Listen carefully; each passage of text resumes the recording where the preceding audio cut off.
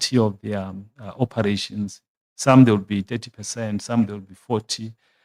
Those who are 50%, they will be lucky. I don't know whether they exist, but you'll be lucky if we then have any company that operates at the level of 50% capacity for various other reasons. So it then means we need to look at the demand within the context of rebuilding the infrastructure as a trigger point, so that we then deal with those issues around the infrastructure programs. Because the more we delay, and then we have a fragmented approach, and the capacity remain underutilized because of various other players or issues at play. And therefore, it then install investments, and employment continue to shrink for a number of other reasons. And therefore, we need a visible and a clear pipeline of infrastructure with clear deliverables and timelines for that demand, so that companies confidently they can then look at their investment patterns and expand and train people. The current set of rules and regulation, they don't favor the industry, because nobody can then invest if you are then given a project for 3 years, Marvin, because you build a transformer that costs 150 million rand. You need machinery, you need people, you need skills, you need various other things. And surely, if you are only given that one transformer for the next coming 5 years, so you are not going to invest, you're not going to do anything. So these are the critical issues that we are saying in terms of the infrastructure. We need them to look at the pipeline. We need them to look at the industrial demand, so that companies confidently they can then invest if they know the strategic intent and various other things. And of course, we need them to leverage on the Public Procurement Act, because that provision or that act deals with what is called the strategic procurement. Strategic procurement does not mean a 3-year period. It basically means long-term longevity of those projects for the infrastructure. So that is some of the areas that we are raising. The third part for us is again, the procurement and purchasing decisions need them to be addressed, because in the absence of that, we then continue with lots of things that are happening in the country. We need them to look at it. The fourth part is the structural cost and uneven competition that need them to be addressed. So, and the fragmented policy and accountability and deficit in the execution, that's part of the issues that we thought we need then to look at it. So let me then perhaps conclude before I call the President to address us, that for us, we need to have an engagement with the state. We need to support government. We need to support state-owned entities. We need to support municipalities to build the capacity to deliver services to the citizens of this country. But that engagement, President, it's centered around a commitment from both sides. And that commitment, we're then saying, it will be ideal then to have an engagement with the cluster, the economic cluster, whether it's infrastructure, energy, DTIC for the regulations and various other things, and including even number of state entities, so that we then emerge with a clear plan in place as an industry. And based on that, we can then hold us to account as the CEO for South Africa Inc., as the Excellency President of the Republic, so that we can then have a clear roadmap to say, where are we on the infrastructure, whether it can be the 14,000 kilometers of transmission lines from Eskom, whether it's the rail infrastructure for different corridors for Transnet and PRASA, whether we talk about water and sanitation, for a number of other things. So it then becomes more clearer if we then have that in terms of that cluster to say, these are the things that we need them to do. We can then outline it and say, these are the things that we need them to do, but with clear timelines. If we're then saying we're meeting today, on the 13th of August. 2 months' time, then we assess, we meet again, then there's a feedback. Feedback doesn't mean that we can have a physical meeting, even if we then utilize other methods of communication to say, as a cluster, we are here, these are the things that we have done, and these are the deliverables that we have achieved. So it then becomes much better in that fashion. President SEIFSA stands ready to participate not only as a constructive partner, but also as an accountability partner, recognizing that accountability must run in both directions, so that we then account to you to say, these are the things that we have done, but all these issues, they require speed, they require agility, they require courage, they require both sides then to put the cards on the table to say, these are the things that we need them to do. Ladies and gentlemen, I have said a mouthful, and I think I'm now tasked in introducing someone who needs a very little intro. In most cases, at times, I tend to say to people,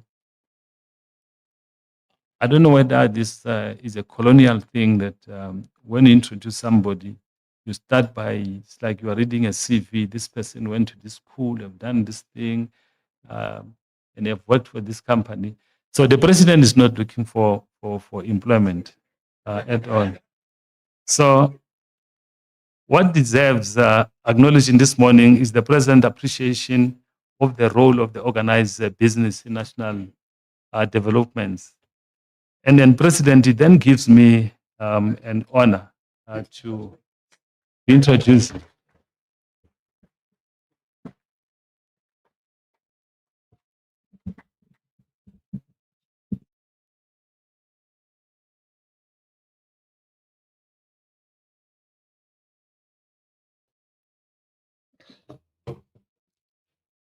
Thank you, Chairperson of SEIFSA Board,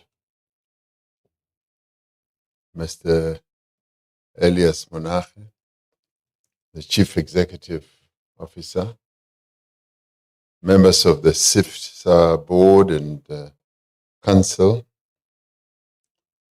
and leaders, all of you of organized business, as well as labor and representatives of the metal, engineering and capital equipment industries who are here present, and all of you distinguished guests and ladies and gentlemen.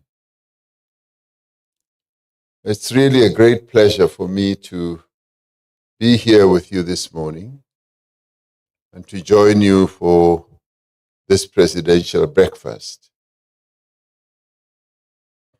We don't have a presidential breakfast at the Union Buildings, so it's a real pleasure and honor to be invited for breakfast.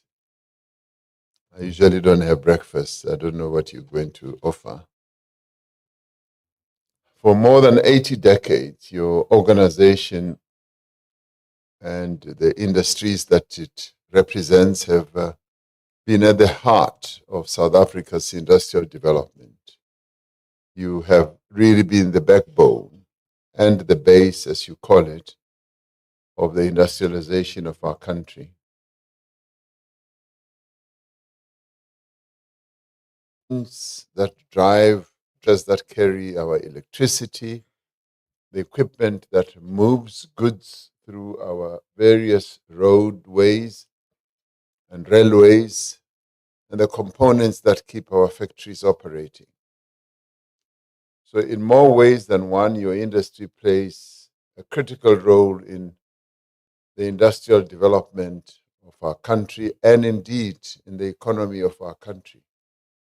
You produce the transformers, the cables, the pumps, the valves, the boilers, the fabricated steel, the mining equipment and engineering systems without which a modern economy simply cannot function.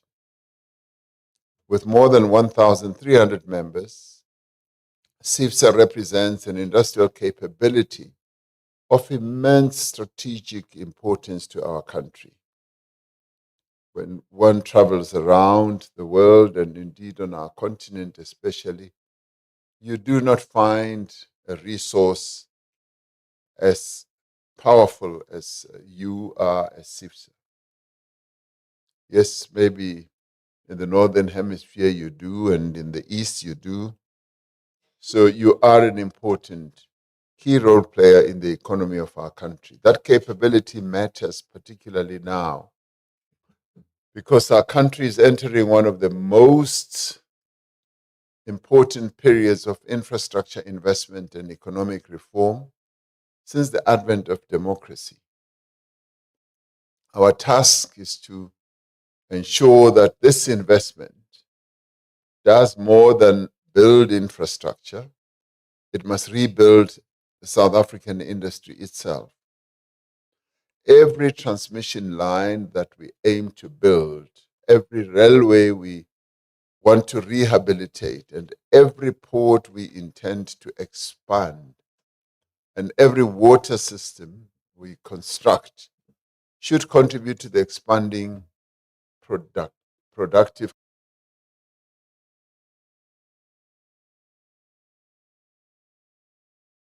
capacity of our economy. You have heard to expand our transmission lines by 14,000 kilometers. So we are now more infrastructure focused. We must use this infrastructure program to create factories, to develop skills, to strengthen supply chains, and to support new industrialists and create jobs. This is the opportunity before us, but we must also acknowledge the difficult conditions under which South African manufacturers are operating. The metals and engineering sector has demonstrated extraordinary resilience over many years. Yet companies continue to face weak domestic demand, logistics constraints, high electrical costs or electricity costs, infrastructure bottlenecks, and growing import competition. That's what you face. Globally, steel demand remains fragile in many countries. Excess global steel making capacity continues to grow, placing enormous pressure on producers around the world.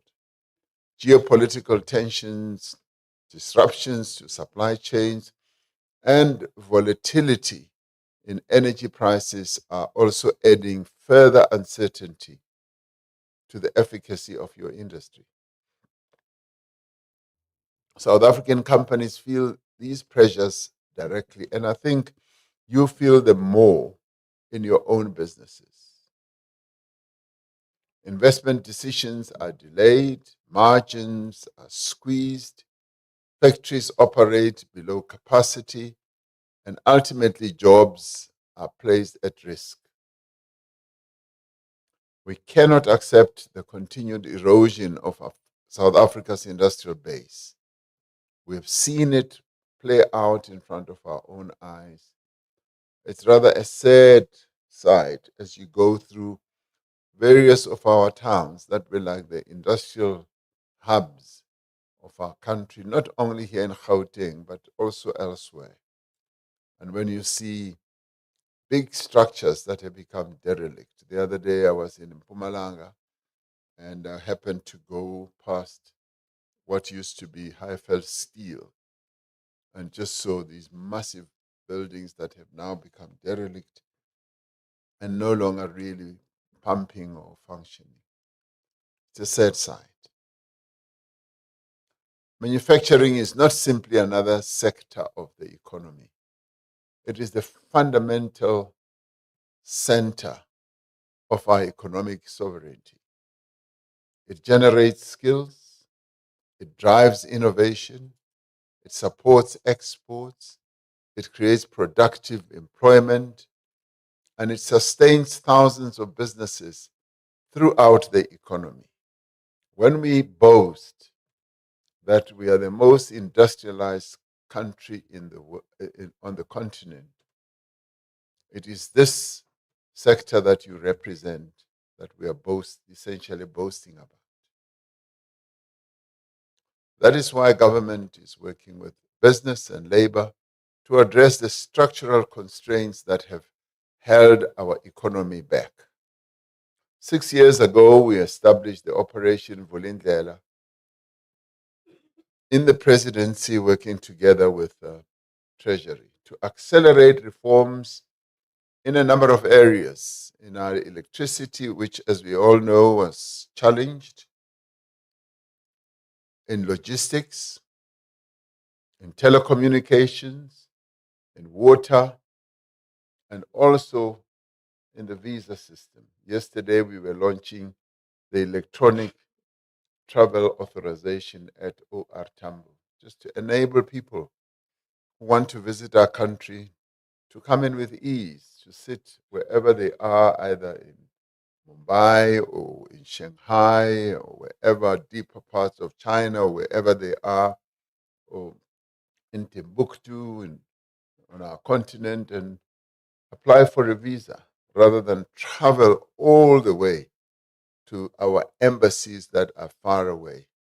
Apply for a visa where they are, they get approval, they get their visa, they travel to South Africa with great certainty that they will be allowed to come in. And they get to the gate, 1 minute later, they're in the country, because we've now developed this very smart and South African developed system that allows our people to move in quicker, or tourists to move in quicker and more efficiently. So these are the reforms that we identified to boost our economy, but more importantly, in the industrial sector, manufacturing sector, and all that. Now, for the metals and engineering industries, few reforms are more important than those underway in electricity. Working together, we have succeeded in bringing load shedding to an end. There is still load reduction that still stalk, particularly many parts of our country, because of illegal connections. But in the main, load shedding has gone. This is a major achievement, but reliability alone is not enough. Electricity must also be affordable. For energy-intensive industries, electricity prices have become an existential challenge. And in fact, we've had many of your counterparts coming forward to say that unless something is done, they are going to close and thousands of people are going to lose jobs. It is precisely over a challenge such as that. Over the past 2 decades, electricity tariffs have increased far faster than inflation itself. You all know that. And in some cases, your electricity charge is much higher than even your labor charge. A number of smelters and other energy-intensive operations have either closed or reduced production or face the prospect of closure.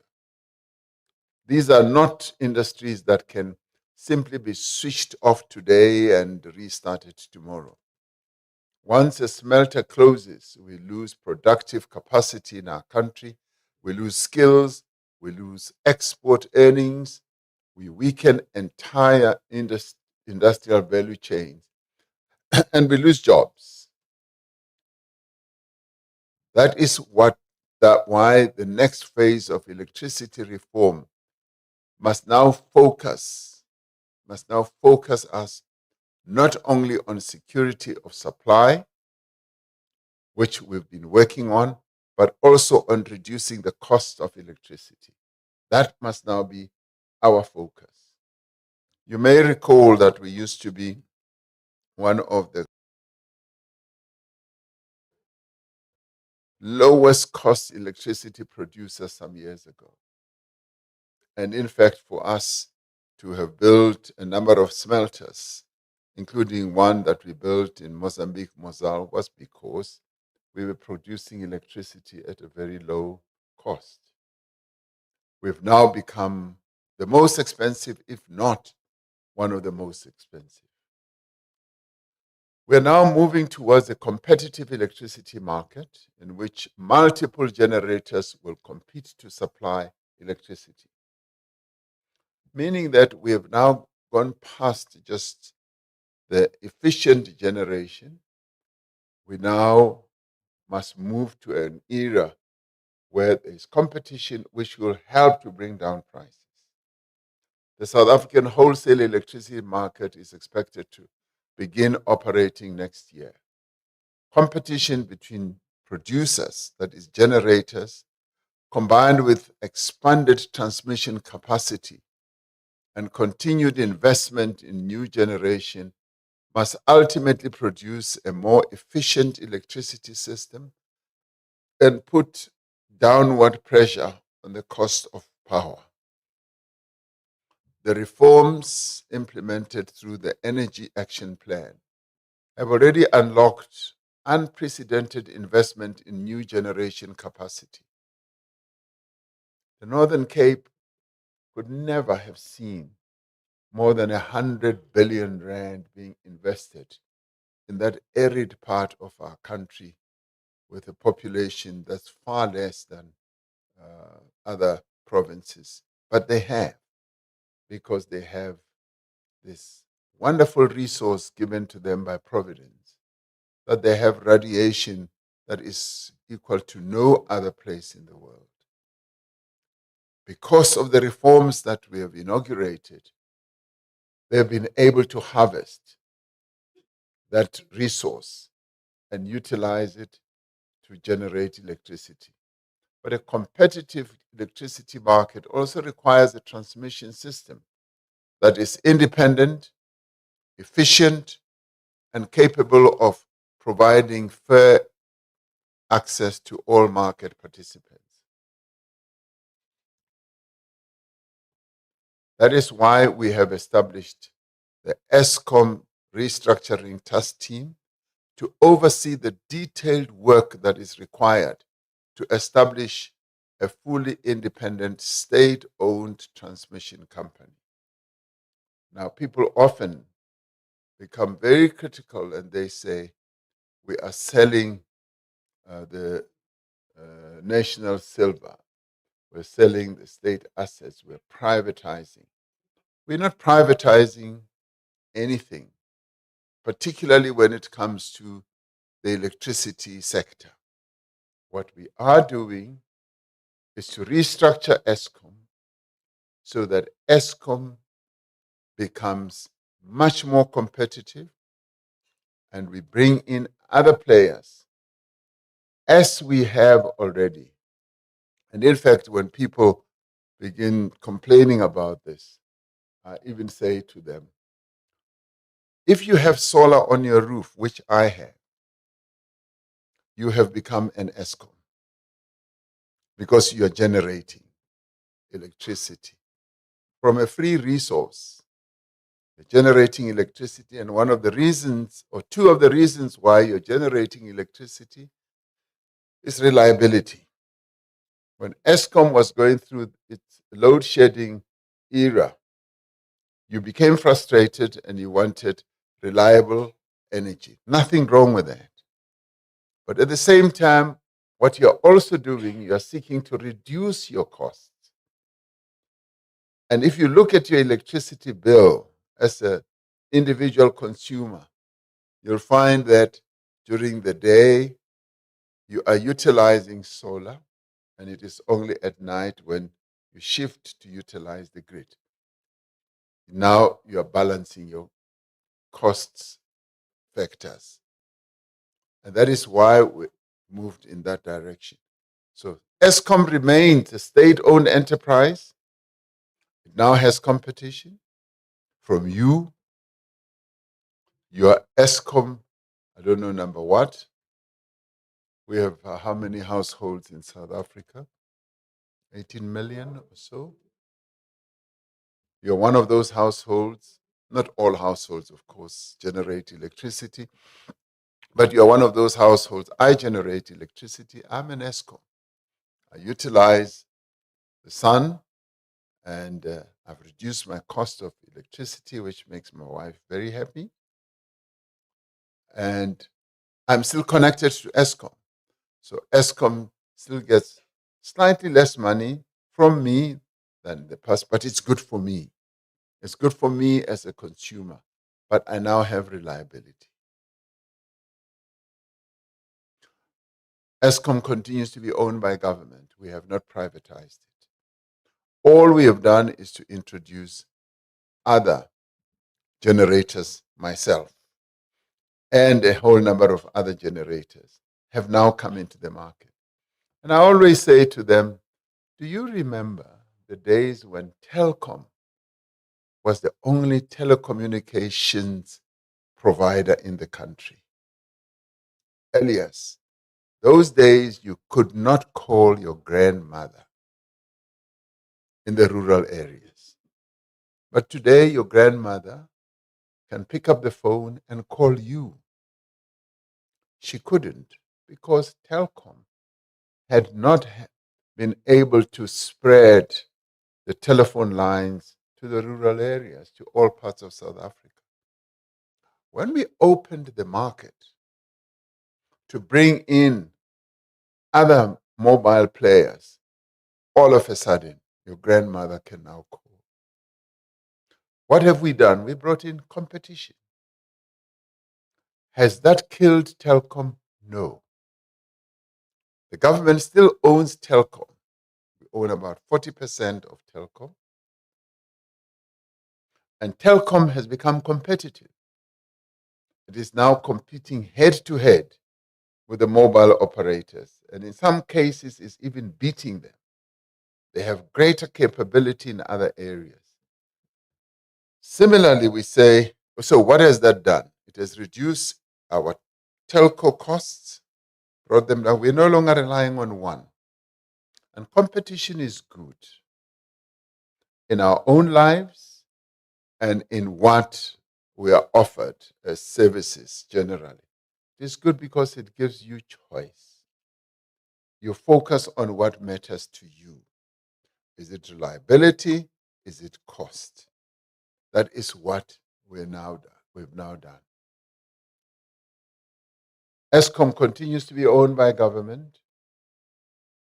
We take transmission lines out of ESCOM rather, and it stands as a standalone entity to build the transmission lines.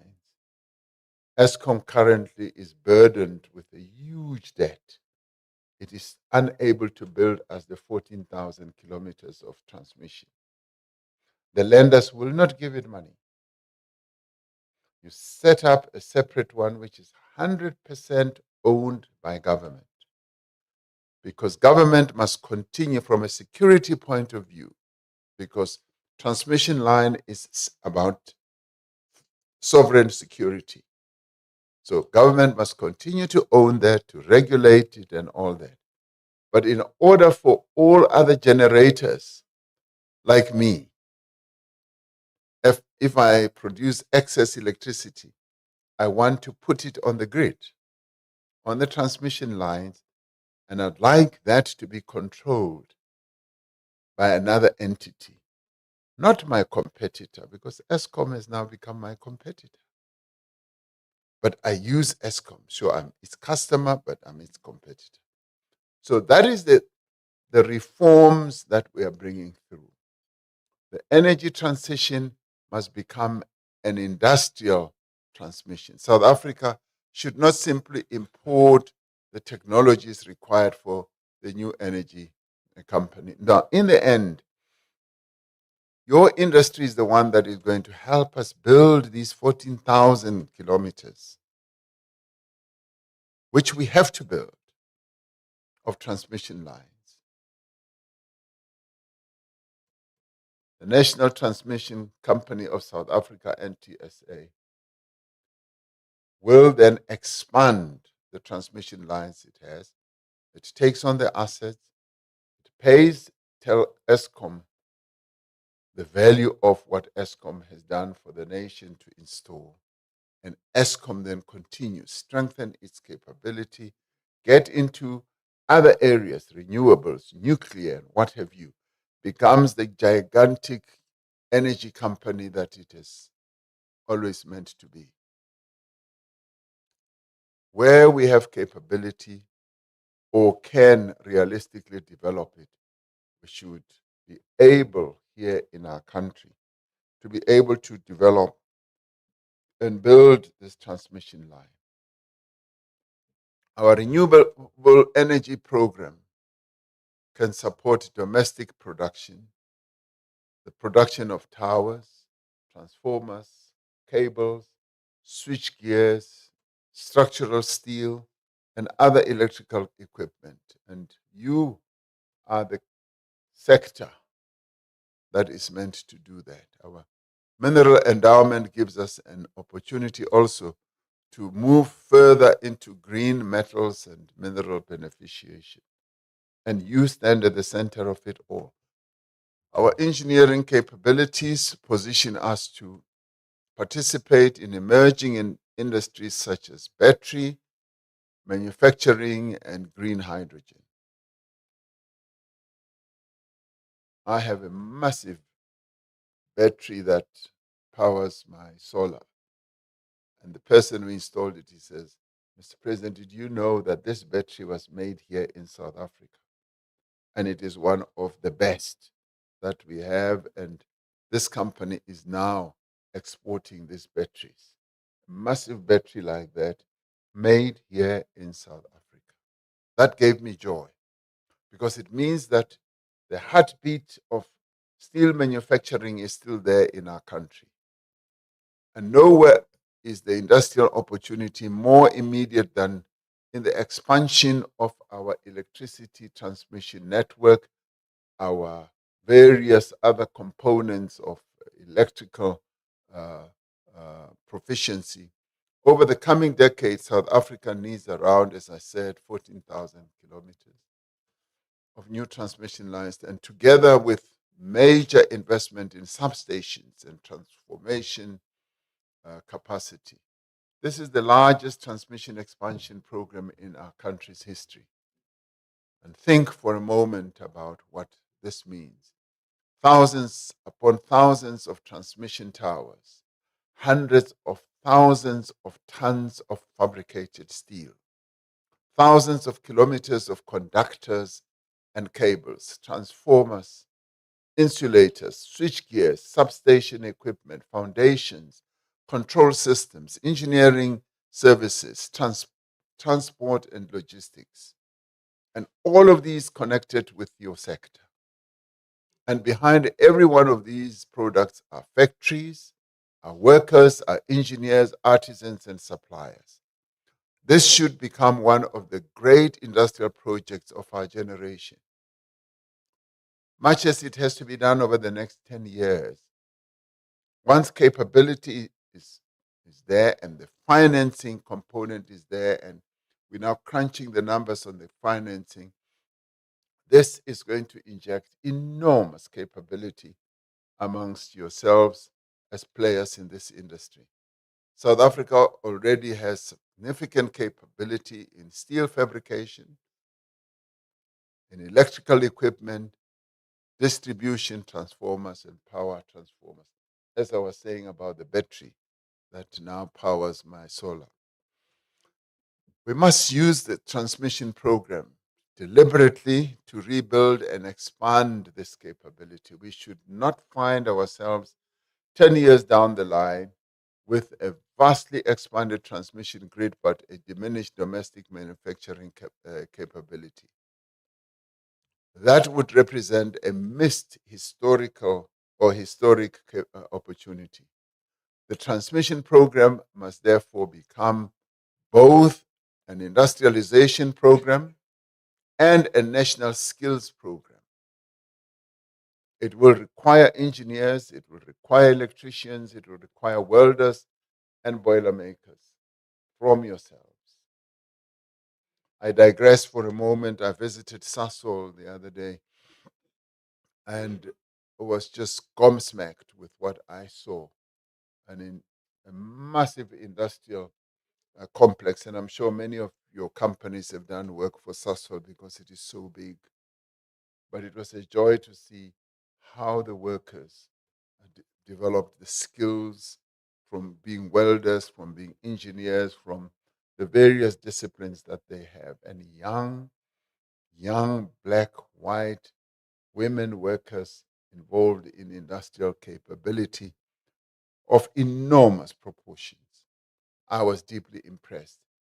And then I knew that here in our country we have a capability perhaps that is second to none on our continent. And this is what we need to deepen, to broaden, and to exploit. What we are now exploding upon will require toolmakers, technicians, designers, project managers, and construction workers. It must create apprenticeships and training opportunities for thousands of young South Africans. And it must provide opportunities for established manufacturers like yourselves, alongside black industrialists, women and youth-owned enterprises working together, as well as small and medium enterprises. The same principle must apply to our logistics reforms. Through Operation Vulindlela, we are undertaking the most far-reaching reform of South Africa's freight logistics system in decades. Multiple train operating companies are gaining access to the freight rail network. And keep saying the rail itself continues to belong to the government. What we are concessioning is the utilization and the improvement and the development of the line. For a set number of years, companies can invest, can improve, so that we focus on movement of goods. And I often tell people about the N3 concession, that government didn't have the money, but it concessioned the N3, and indeed the N1, and indeed the N4, and said, you come in, bring your capital, build this road, maintain it, and it has become the real economic lifeline in our country, those three roads. Now, for those who say government is privatizing, there's no privatization, it's concession. You use other people's money, who also want to make money, by the way, to make things happen. The legislative and institutional framework for rail reform is being modernized. We're modernizing that, we're making that a lot better. Significant private investment will be required to restore locomotives, wagons, signaling systems, rail infrastructure, and terminal capacity. And all this is happening because the government does not have all the money. The government spends most of its money on social welfare, on looking after our people, and making sure that we reverse the vestiges of poverty that apartheid bequeathed on our people. Again, this represents an industrial opportunity. South Africa once possessed formidable capacity in rail engineering and rail equipment manufacturing. We must rebuild them, and this is where your industry plays a role. We should be manufacturing more of the locomotives, the wagons, the wheels, the axles, signaling equipment, and components required by our rail system. The same applies to our ports.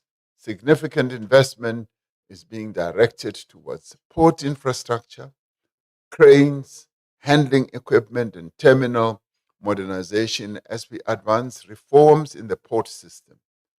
And the same applies to our water system, which we are now also reforming. Integrated steelmaking, Mining, manufacturing, and virtually every productive sector depend on reliable supplies of industrial water. We've therefore embarked on a fundamental reform of the water sector. We recently published the National Water Action Plan, whose implementation will be coordinated through the National Water Crisis Committee that I set up. There are running complaints in the country that I set up commissions, I set up committees, I do all these things. And what I'm really good at is to bring people together. Bring people together to work together, just like what Elias is doing. He brings you all together to a breakfast. Can't be anything wrong with that. We are putting into operation the South African National Water Resource Infrastructure Agency. Through national grants alone, government is investing approximately 24 billion a year in municipal water and sanitation infrastructure, and hundreds of projects underway across the country now. This also affects your work because you work in municipalities, and this is where your processes of manufacturing are affected negatively because the municipal entity in the area where you worked does not have the capability, does not have the water and all that. So we are rebuilding all that.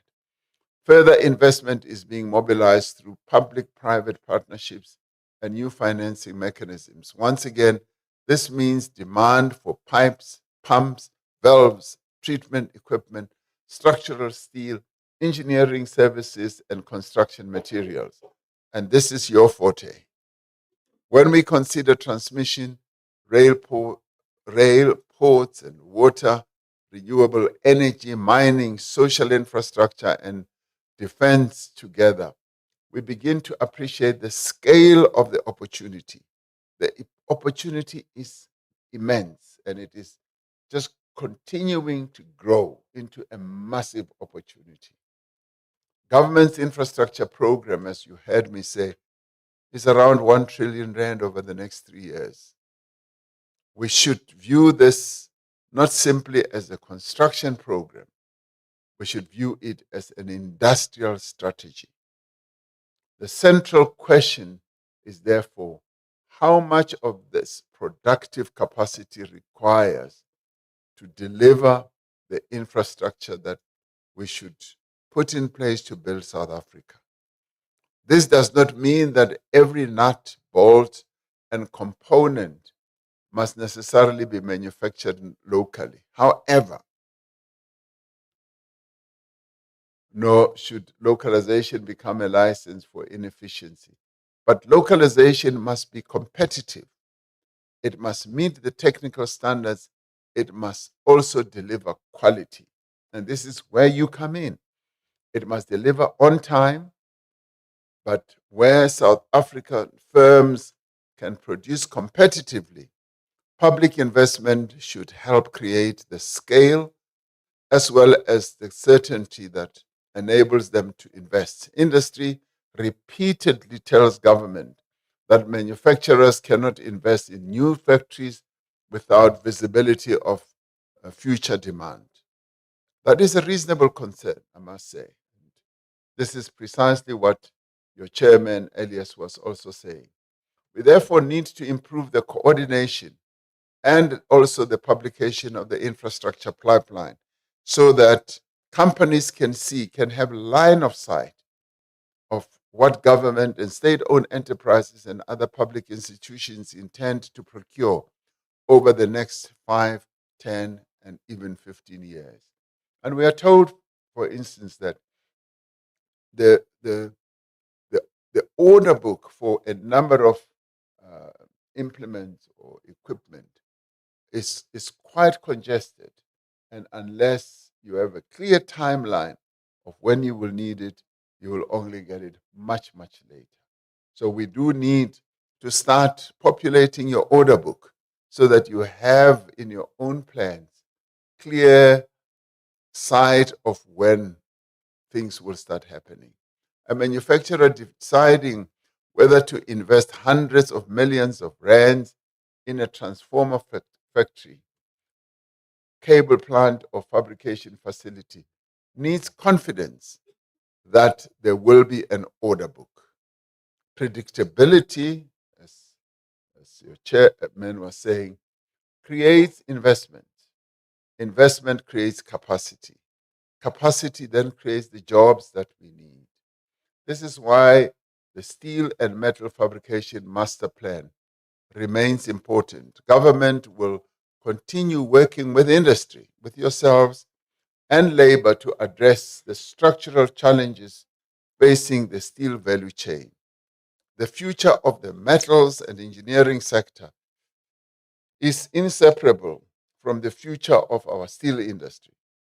Steel is a strategic industry and has always been from time immemorial. And without steel, there is no industrial economy. And without steel, there is no real development in the economy. Even if you were to say you just want to focus on, things like AI and all that, AI requires data centers. Those data centers require steel and they require energy.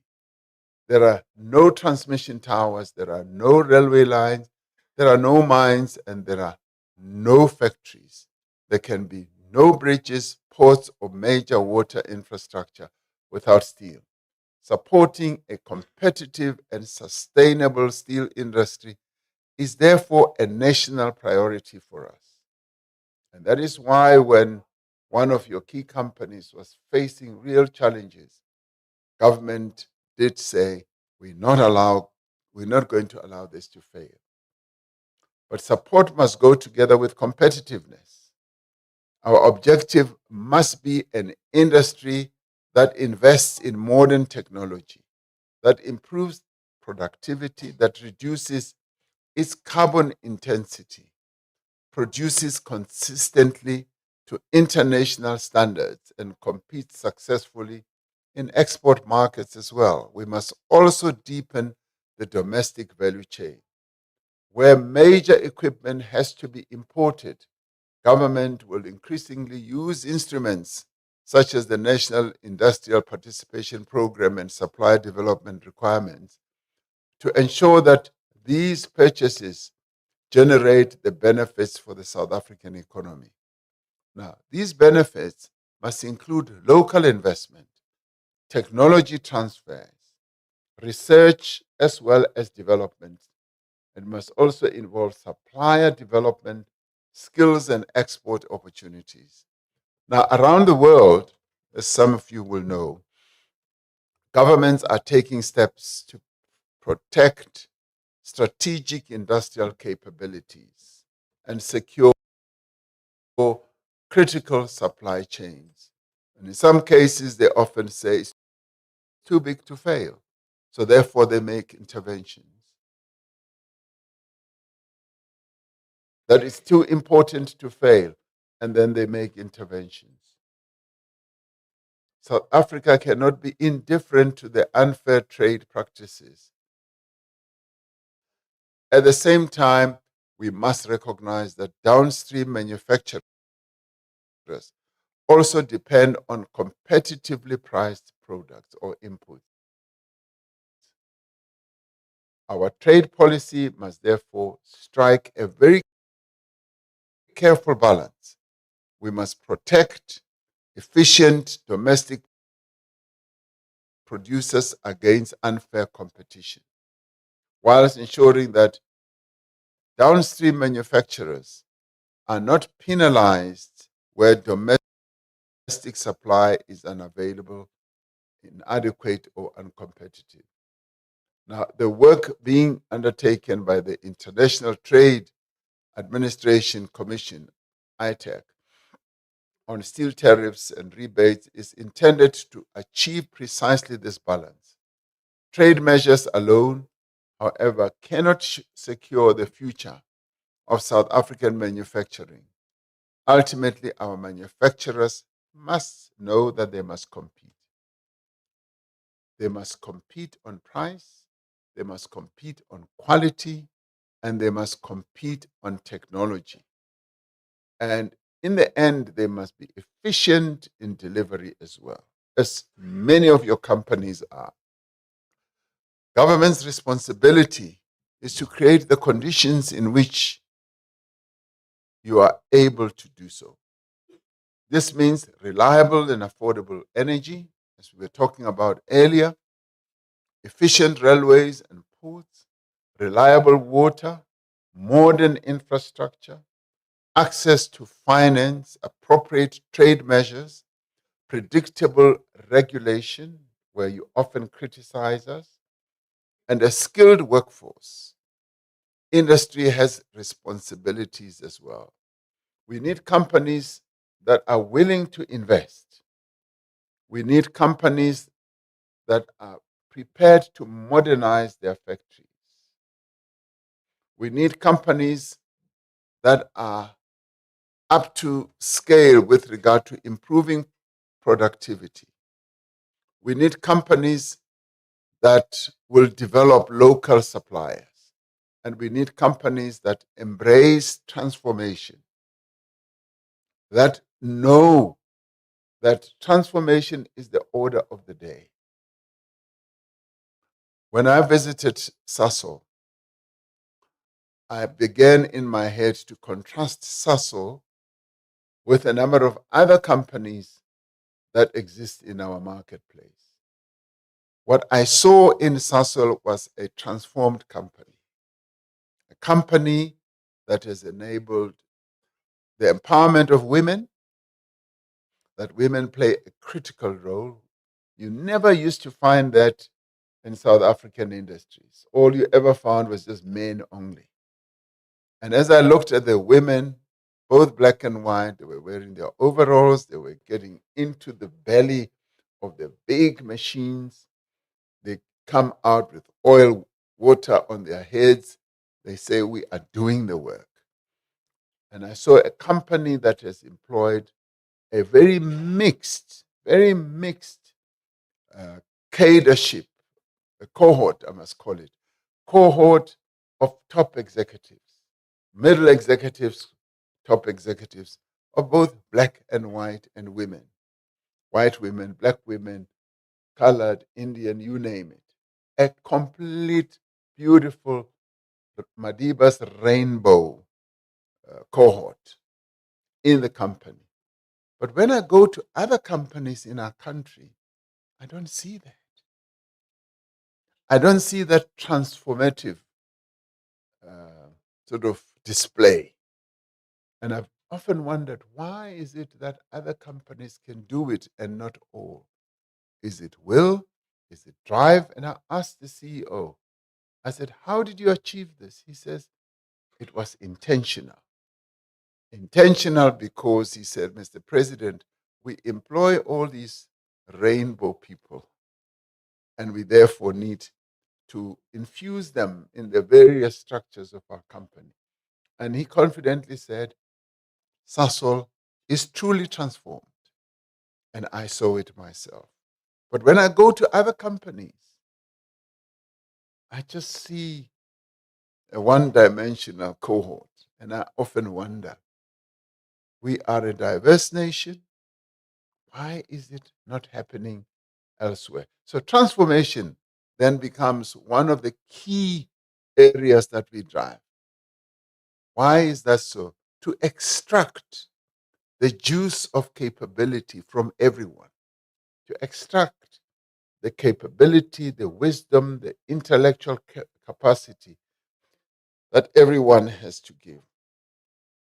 So, for generations, our country has really been great at training people. Let's use those people that we train.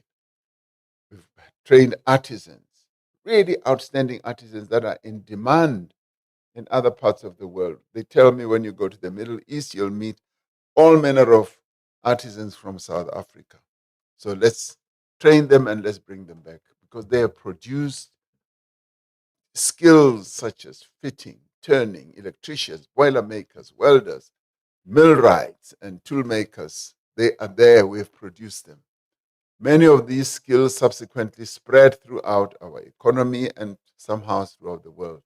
We need to rebuild that training culture, that every company must have a strong training culture. Like various successful countries in the world or companies in the world, they spend up to 10% of their revenue on R&D. And I'm saying, yes, R&D, but also training. We must train our people. Every major infrastructure contract should therefore ask not only how many kilometers of railway or transmission line we will build. It should ask how many apprentices will be trained, how many artisans will qualify, and how many young engineers, both men and women, will gain experience. How many local suppliers will be deployed or developed rather, and how much new manufacturing capacity will remain in South Africa when the project is completed. This is how infrastructure investment becomes industrial development. And our ambitions cannot end at South Africa's borders. The long-term future of South African manufacturing depends on exports. And the Africa Continental Free Trade Area is creating a market of more than 1 billion people. All the 54 countries we have on our continent. Across our continent, countries are building cities, railways, power stations, transmission, networks, mines, factories. And as you might not know, South Africa is the biggest investor on the African continent. No other country gets close to the investment that we put on the continent. So we need to follow that investment with the capability that we build here. We will require precisely the products and capabilities that are represented in this room to be exported. So a country should aspire to become the engineering workshop of the African continent. We're the only country that has the industrial capability and might that this country has. We should be exporting transformers to the continent and batteries, as I was saying earlier.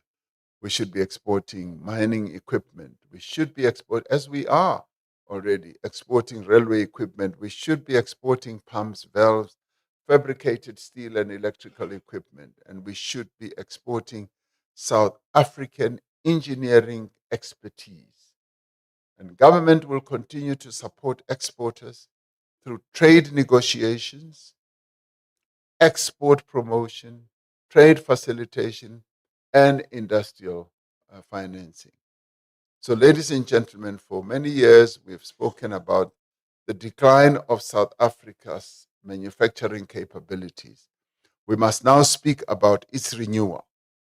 The opportunity is immense before us. The reforms we have undertaken in electricity, in logistics, in water are beginning to change the conditions under which our economy operates.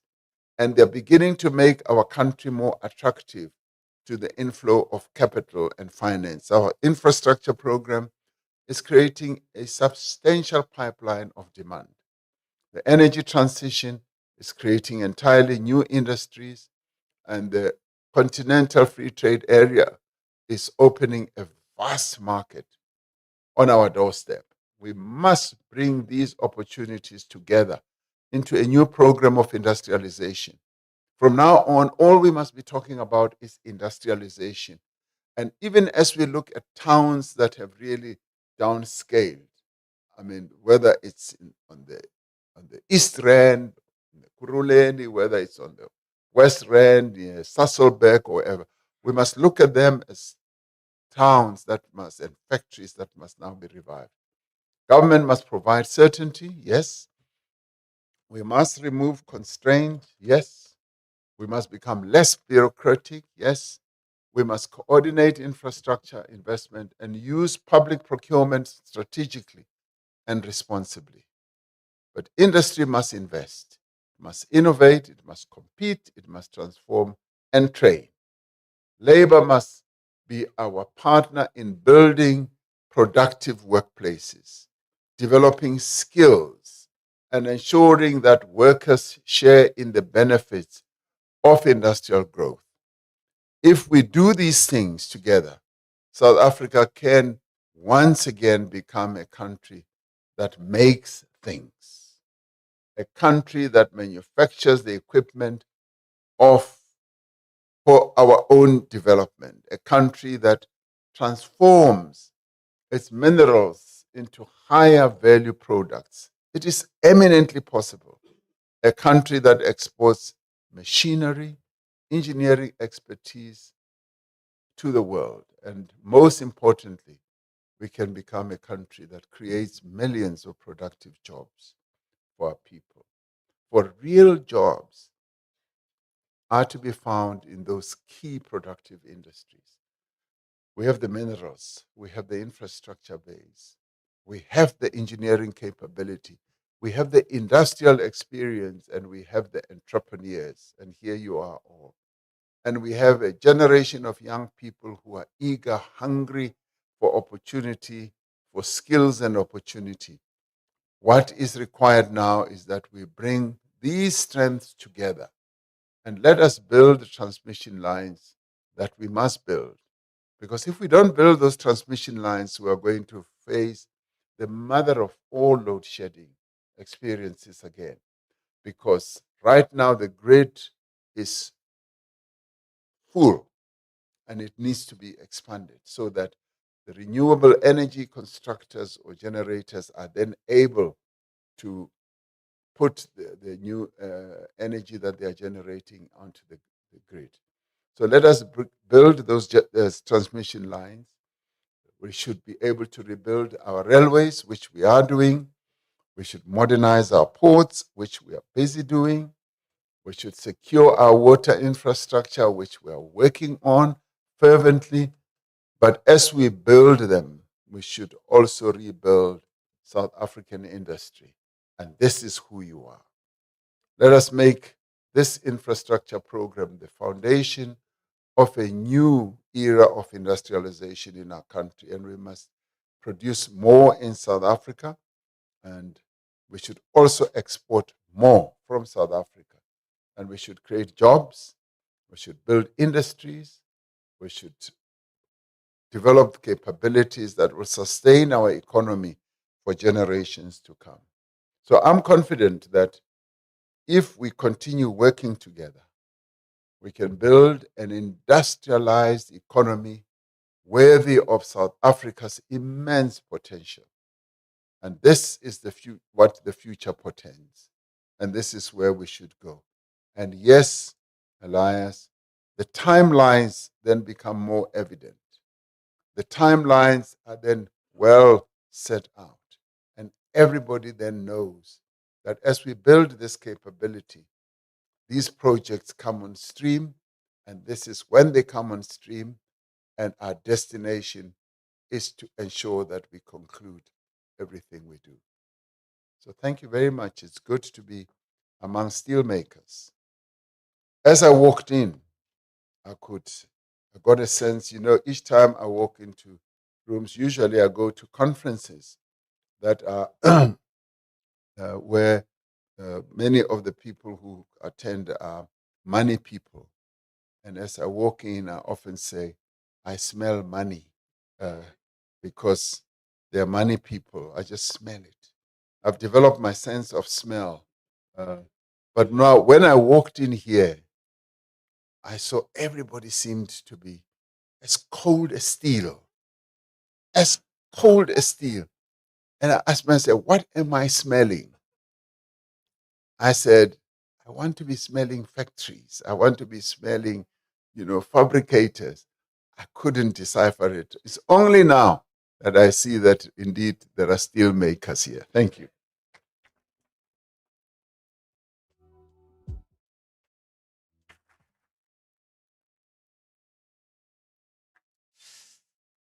Thank you very much, Mr. President. And I think if we can just give a round of applause again for him.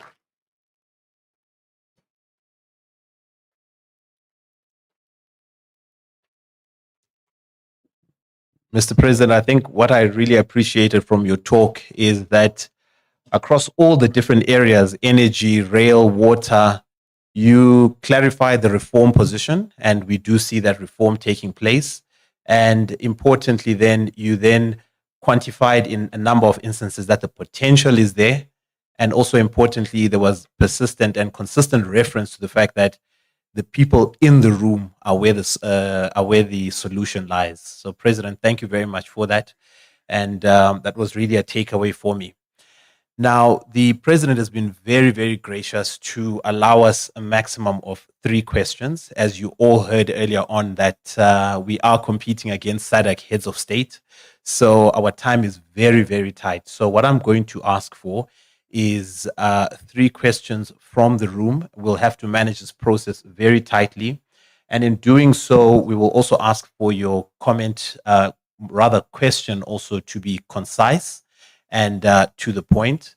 And in doing so, we will also ask you just to also introduce your name, company that you represent, and then from there, we will then ask your concise question. So if I can then take the first 3 hands, I recognize Nicolette, Dumi, and okay, I'll take Harry. And then we'll take those as our 3 questions, and then we will close it off from there. Nicolette, let's start with you. Do you want me to stand? Please, please. Thank you, Your Excellency, for joining us today. My name is Nicolette Scholtamer. I'm the CEO of Betterict. We are a heavy steel fabricator, predominantly for the mining industry. I'm also chair of the board for the South African Institute of Steel Construction, and I sit on the Manufacturing Circle Exco. My question is obviously simple and a little bit complex at the same time. So I'll start with, often when people talk about the steel industry, we talk about the upstream steel producers. And very often, I think the downstream steel fabrication industry is not necessarily given the same sunlight that the upstream producers are given.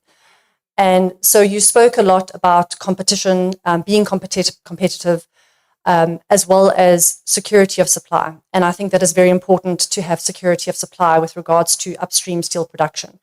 But arguably, I would say it's as important to have downstream capacity. And from my perspective, over the last 12 to 18 months, we've, as a downstream fabrication industry, and I'm obviously generalizing, we've gone from being competitive, delivered to site in the SADC region, to being told that our prices are 50% out. And those numbers obviously don't necessarily make sense. We haven't increased our selling prices, but there's obviously other things that are going on in terms of subsidization, etc. So I can certainly see the dream and I can see our future. I'm really excited about it. And I think we have a very positive future in South Africa for industrialization, reindustrialization. My question is, for specifically the downstream and the fabricators, what is the short-term plan in terms of getting us to that 10-year goal, that 10-year dream? Because we want to be competitive. We want to employ more people. We have, for the most part, done a lot of investment and modernization into our facilities. But when we are facing unfair competition, every foreign import into South Africa, into the SADC region, is a job that is stolen from our citizens as South Africa. So my question is potentially, we want to be competitive, but competitive to what? And what is the short-term strategy to try and support and protect the downstream steel fabrication industry? Thank you, Nicolette.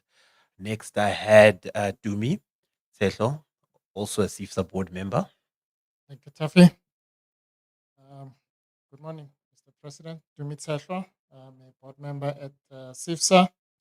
I'm the CEO of Dynamic Fluid Control, which is a global industrial valve manufacturer operating out of Benoni. And we're exporting to the major industrial markets. I also chair the South African Capital Equipment Exporters Council.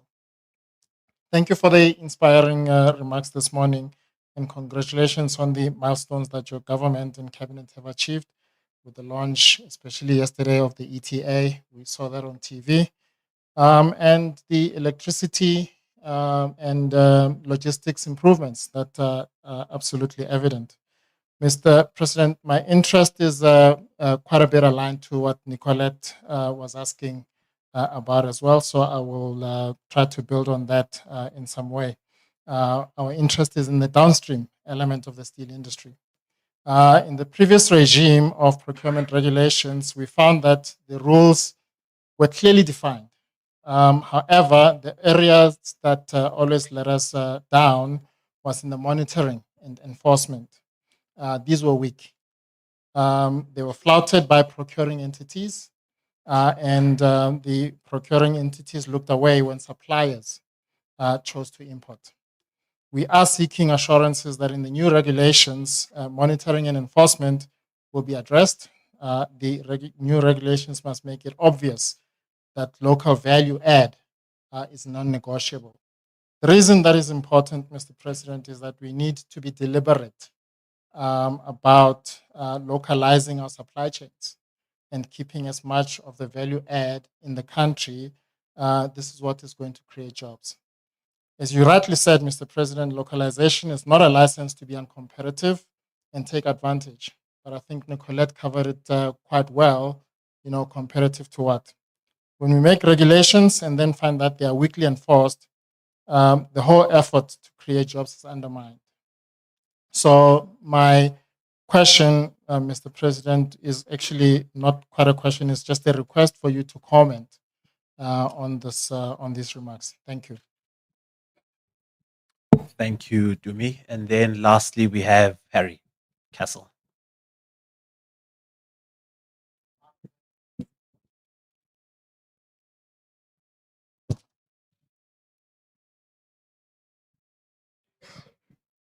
Your Excellency, Mr. President, Harry Castle, CEO of Reclamation Group. We're an integrated recycling company and green metal producer.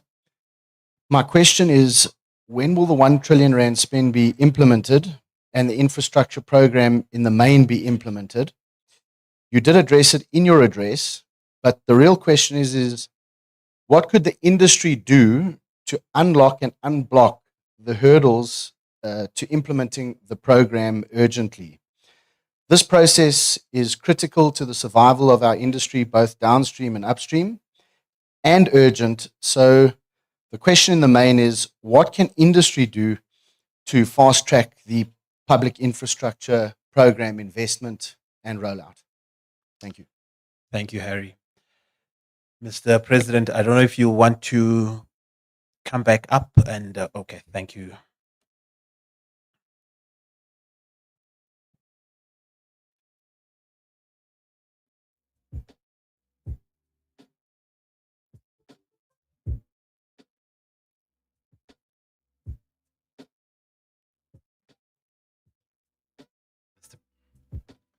Thank you. Somehow I got an inkling that I've been brought here to work. So, Nicolette, in some parts, and I think you alluded to it, you are addressing a matter that I touched on a little bit.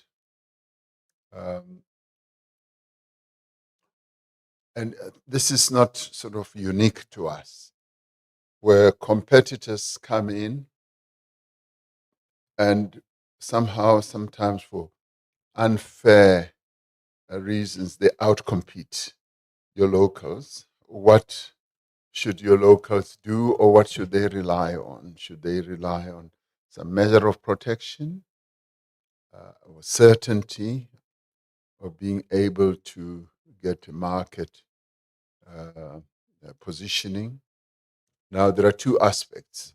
It's internal competition or even external, where, for instance, as you were saying, you crunch your numbers, and then as you go to export, they tell you that you're way, way back, you're way down.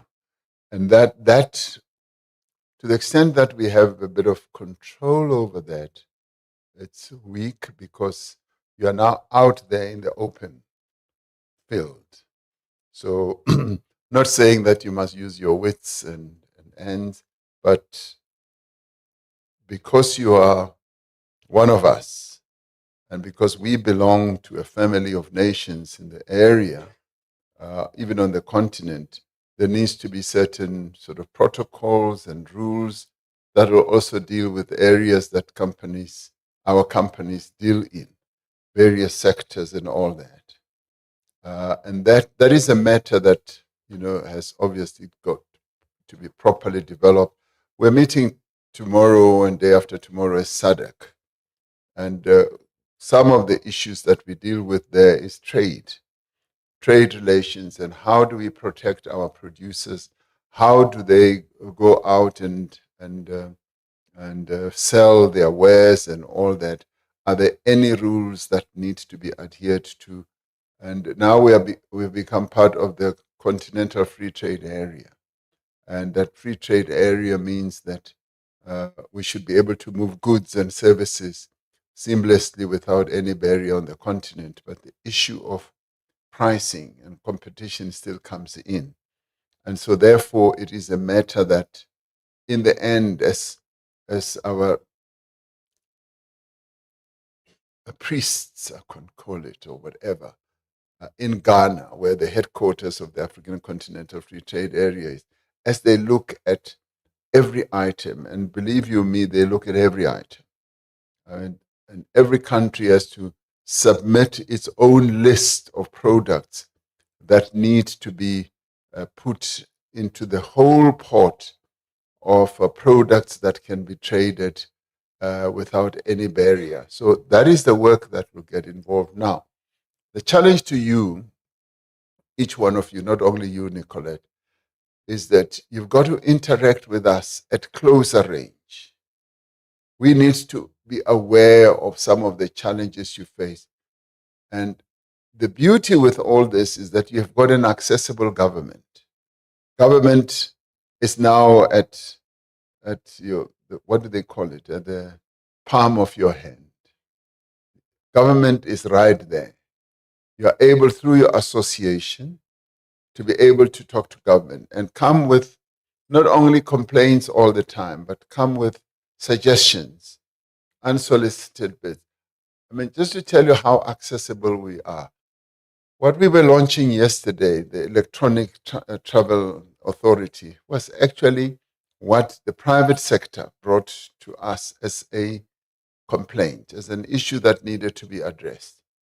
And they kept saying, we want to bring our executives, we want to bring our people here. They can't wait in Shanghai for months and months before they get a visa. Modernize your visas. And we acted on that. So what I am saying also to you as a private sector, you've got an accessible government. The door is always open to come up with proposals and tell us precisely the actual problems that you are going through. Because government will not just generally know about, of course, as government, we know everything. And I know everything, and I see everything. But in the end, you experience everything that is happening to you, to your company.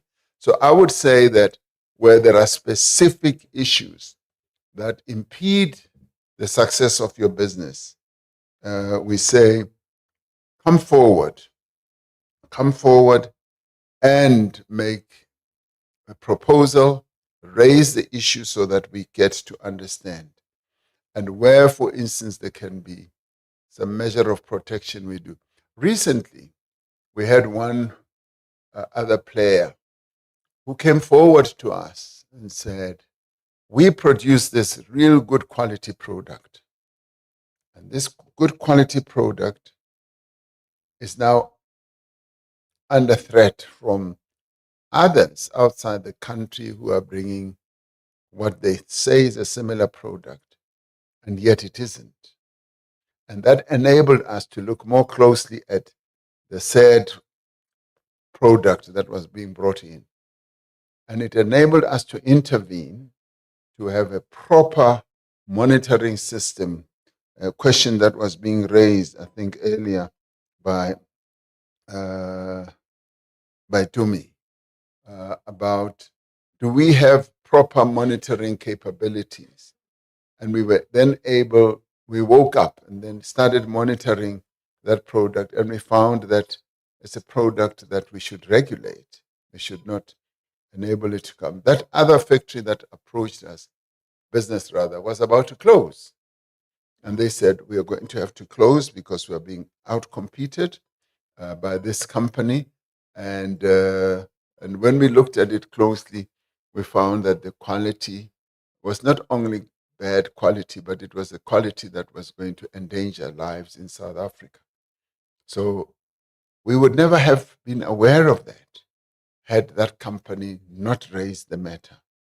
So I'm trying to give evidence to the fact that now that you have an approachable government, you need to come forward with some of the challenges that you have. Where government is not able to assist, we'll be able to say we cannot, but refer you wherever, and we will go right up to the World Trade Organization. That's how good we are. And that's how effectively we operate. We go right up there to the top of the chain. With Tumi, the monitoring capability, I couldn't agree with you more. We need to be monitoring more and more. And that is why we say we need in government people who have worked in industry. I want those skills to be in government so that we are able to service our companies a lot better. What I have said to the Minister of International Relations, we need to support our companies as they surge into the African continent. We're the biggest investors, and we should not leave our companies to be out there on their own. And sometimes they face challenges because they operate under different regulatory environments. When companies go out, it should be like South Africa Inc. going out. So that they should be seen as being representative of South Africa as well. And I've said to the minister, we must bring together, call a conference of our own companies that are investing outside the country, so that they outline to us some of the challenges that they face, so that they have a sense also that we are there with them and we are out there to protect them. There have been instances where CEOs have been arrested and locked up just merely for their CFOs having filled in the wrong tax form. And they just lock you up because they want to raise foreign currency for whatever project. And we then get a frantic call. CEO so-and-so, or CEO Dumi, has been arrested because they didn't file their tax returns on time or the file can't be found. So we want to be able, and the ministers will arrange such a conference because I want to meet most companies that operate outside our country so that you can have a sense that, yes, we are there and we are there to support you. The last question asked by Harry Castle about about the transmission lines and when is that whole process really going to get off the ground. We are now almost in fundraising mode.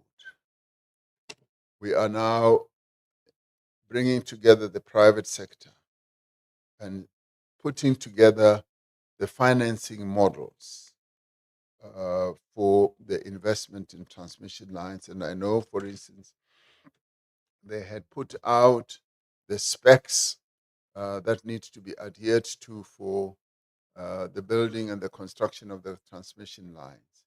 And the next phase will therefore be, Rudy, one of my advisors is here, would know that the next phase would then be the fundraising, and then thereafter the beginning of the construction of those lines, the identification of companies that will do so, and the financiers.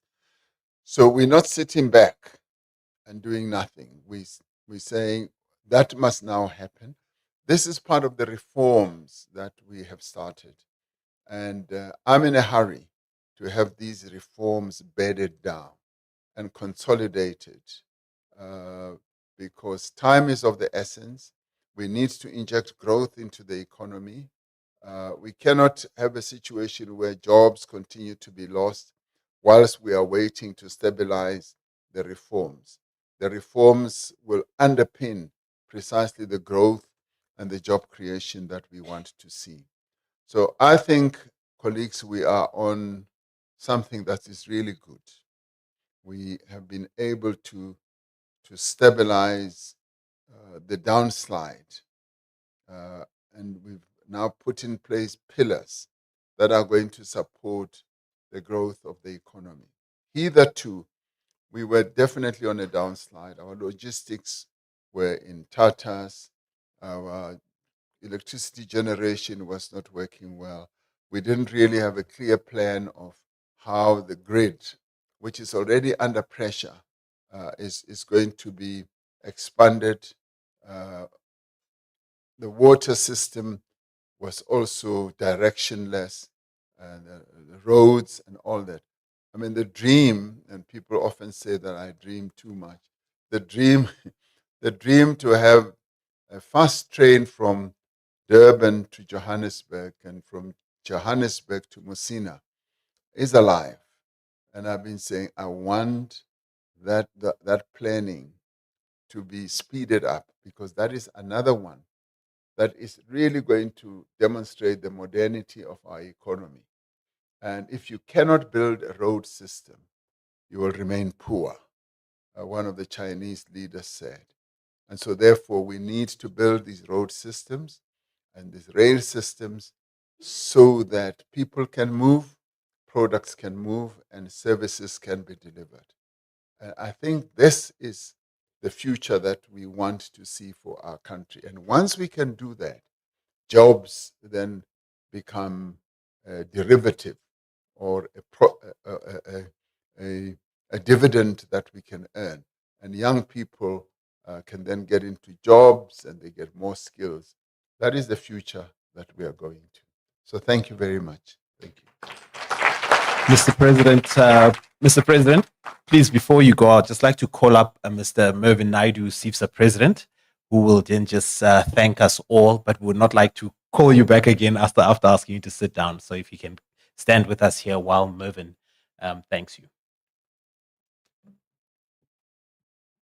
Good morning, everybody. Mr. President, thank you for accommodating this. Mr. President, just reflecting on your very comprehensive speech, when I reflect on the structural reforms, firstly, of government, on the energy sector, logistics, water, and security, we welcome it, and we're starting to see the benefits in terms of it unlocking investments into power generation, transmission, and distribution. I think the Minister of Electricity quantified the RRP 2025 and the TDP to be over 2.2 trillion rands of investment, and I think for me, reflecting on that, these structural reforms and Operation Vulindlela definitely manifesting in positive outcomes for the country.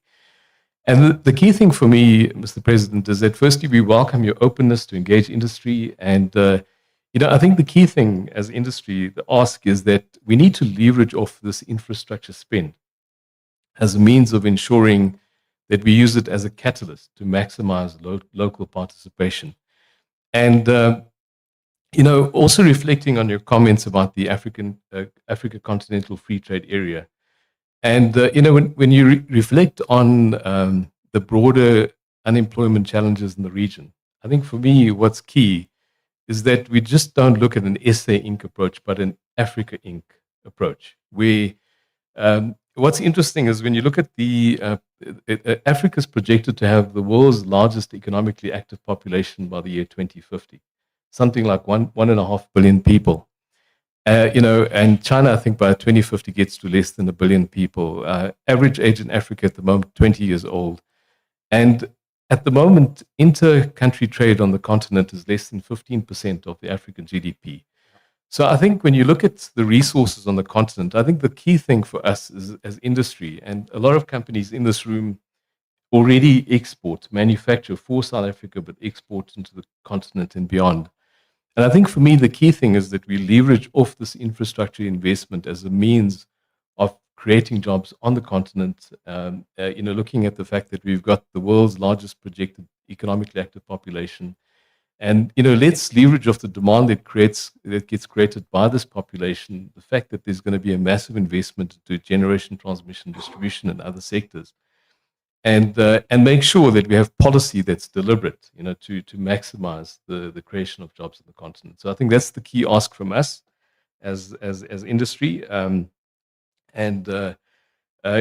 for me as well, at the same time, Mr. President, we also accept the fact that as industry, we've got to be competitive. We've got to be efficient. We can't rely on protectionism, but equally so, I think we need policies that support genuine investment and strategic investment on long-term commitment and demand.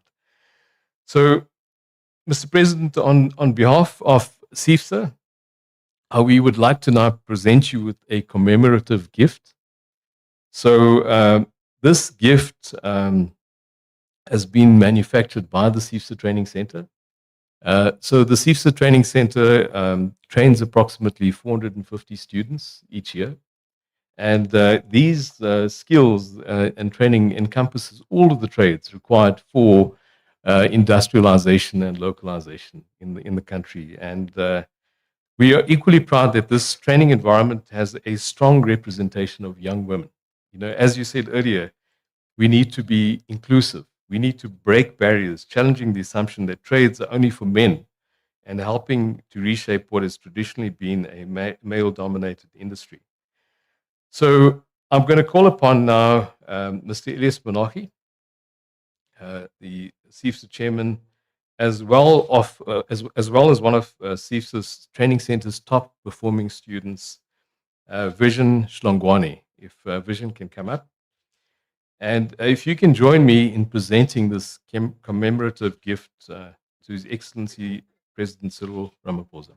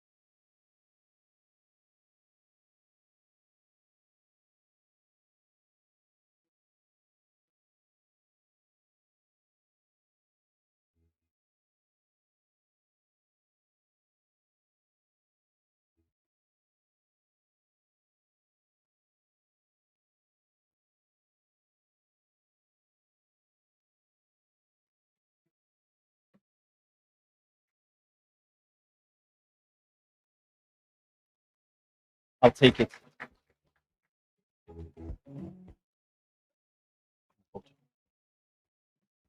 Mr. President, then lastly, we would just like to take a group photo with you. If I can call up the SEIFSA board members who are here present. We have our president, vice president. So Pam, do me if I can have you. Then also if we can just have our sponsors. Actom is already represented by Mervyn. Also our representative from Max Steel, who I saw earlier, as well as Reclam and Color Fields and Columbus Stainless Steel. If I can have the representatives from those organizations, just one, please. Please, Ria.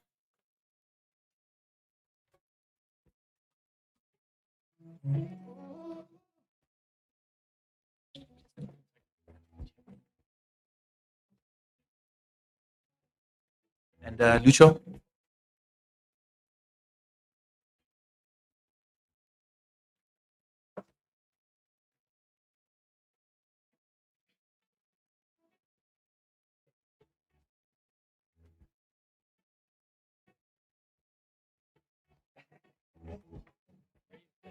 Roger.